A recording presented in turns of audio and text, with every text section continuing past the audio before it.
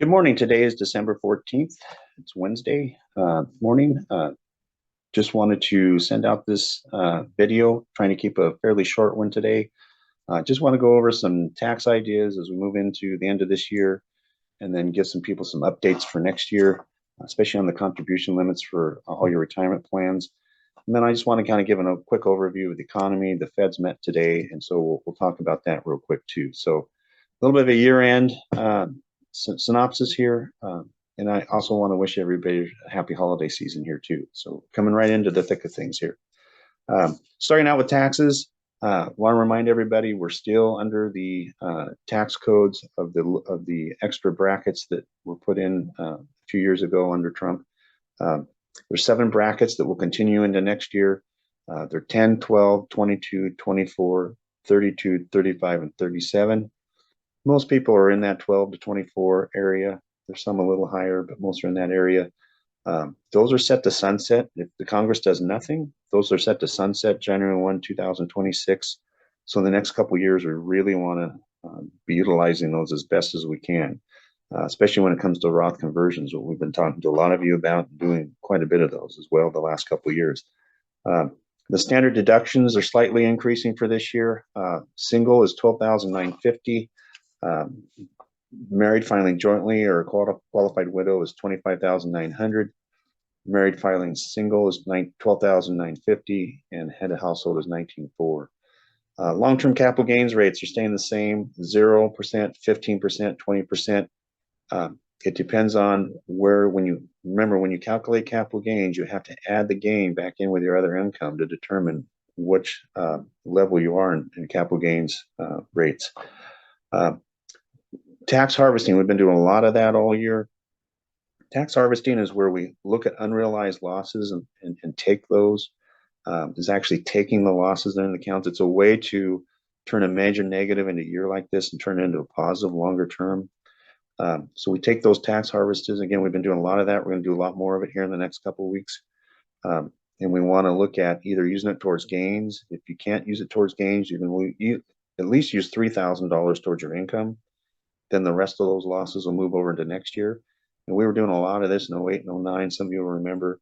And then the following 2 and 3 years, when the market's recovering, we were able to come back and use those to offset that. So it's not all bad when markets go down in any given year, especially from a tax standpoint, as long as we take advantage of that.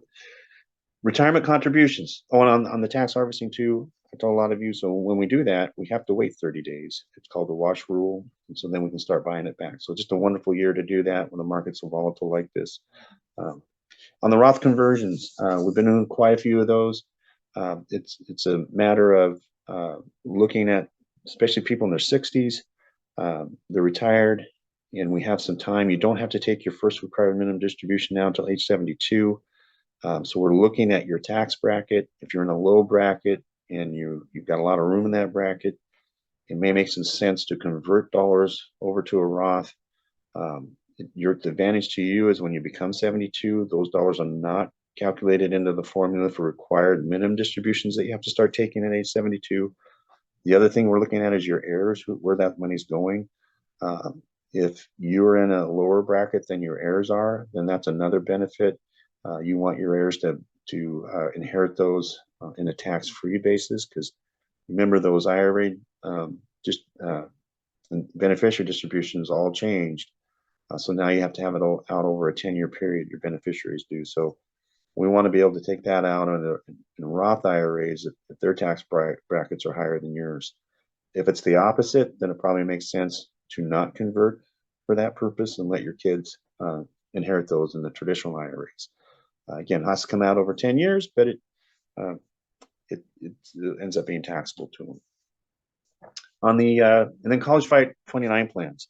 A lot of people have been asking me about those this year. Oregon, when you live in the state of Oregon, you have a state advantage to that on your income. It used to be a state deduction. They've changed that now. It's a state credit. It's not quite as good, but you still get some benefit for using the state of Oregon plan. You can look forward 5 years and gift into those. You can put quite a bit of money into those. If you have a newborn grandchild, the minute you have a new child, you need to be looking at those, given the cost of college. It makes it a lot easier long term, and it just doesn't take a lot of money to at least help take the sting out of college costs later on. You have 18 years of growth there, and on a monthly basis, contributing to that on a compounding basis, it's pretty powerful. Uh, the other thing we're looking at now is qualified contribution distributions. The QCDs. A lot of people have been taking advantage of this. If you're 70 and a half or older, uh, you can send your dollars out of your IRAs to charity tax-free, but it has to go directly to the charity. It can't touch your hands. We've been doing a lot of that. Been doing a few here just in the last couple of weeks. Once you're at 72 and you're taking those required minimum distributions, you have to start taking it. A lot of people send it to charity, so that way it's not income taxable. Everybody can do up to $100,000 each. You just have to be 70 and a half or older to do that. On the economy, turning to that, today the rates just went up another 0.5 point. They're talking about them continuing to raise into the first of the year. I find it really funny. You go back to the first when they first started raising rates, and everything they told you they were going to do, they've done. But in between those, the market tries to anticipate all these different things, and then when the reality happens, the markets get all screwy. And this is what's happening again today. Is the rates went up, and they're saying they're going to have to continue to do more into the first of the year. So the market didn't like that, and it did a 400-point reversal. Again, as the rates rise, we still see this market in more recovery mode, but we think it's going to be very slow. It's going to be very choppy. When we're in a rising rate environment, and I've told most of you this now, this is very normal historically. We get into very volatile action in the markets, and it will continue to do so as they're in this rising rate environment. So we don't see anything the first of the year that's going to be different than we haven't seen now. The inverted yield curve. We haven't seen the yield curve inverted this bad since 1981. What that means is the bond market is telling us, they're screaming at us that we're headed for a recession. And when you look at what the Feds are trying to do, if you really listen to the Feds, they don't care if they put us in a recession, if that's what it takes to get this inflation under control. And most times it takes that. And so most of our institutional guys now are talking about a mild recession. We'll see. The question is, will those rates that they did all year, we won't know the true effect of those until we start going into next year. The inflation rate came down more than they thought it will, from 7.7 to 7.1. They thought it was only going to tick down 1 or 2 notches, 7.6 to 7.5. So that's coming down more than they thought. So first part of the year is going to be really interesting. We want to be watching the inflation numbers and the unemployment numbers. Those are the key things that we want to be watching here as the Feds are raising these rates. And that will tell us where there's going to be a harder landing or softer landing. In other words, are we going to have to go into severe recession, or will it be a mild recession? That's what they're talking about there. And then, so it's really, again, caution going forward.